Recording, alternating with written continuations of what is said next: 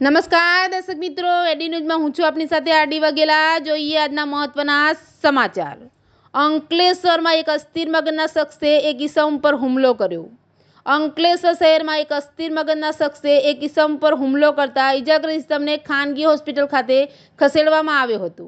અન્ય લોકો ઉપર હુમલો ન કરે તે પહેલા પાલિકાના સભ્ય બખ્તિયાર પટેલની ટીમ, પાલિકાની ફાયર ટીમ અને પોલીસની ટીમ શખ્સનું રેસ્ક્યુ કરી વડોદરાની મેન્ટલ હોસ્પિટલ ખાતે ખસેડવામાં આવ્યો હતો। અંકલેશ્વર નગરમાં એક અસ્થિર મગજનો શખ્સ હાથમાં લાકડી અને ચંપુ લઈને ફરી રહ્યો હતો અને અન્ય લોકો ઉપર હુમલાનો પ્રયાસ કરી રહ્યો હતો। આ અસ્થિર મગજનો શખ્સ એક ઈસમ પર હુમલો કરતા તેને ઈજાઓ પહોંચી હતી। ઈજાગ્રસ્ત ઈસમને નજીકની ખાનગી હોસ્પિટલ ખાતે ખસેડવામાં આવ્યો હતો।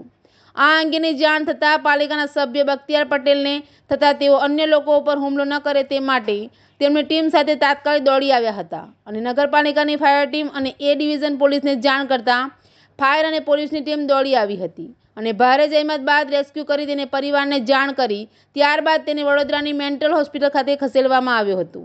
એડી ન્યૂઝ સાથે રિપોર્ટર જયેશ પ્રજાપતિ, અંકલેશ્વર।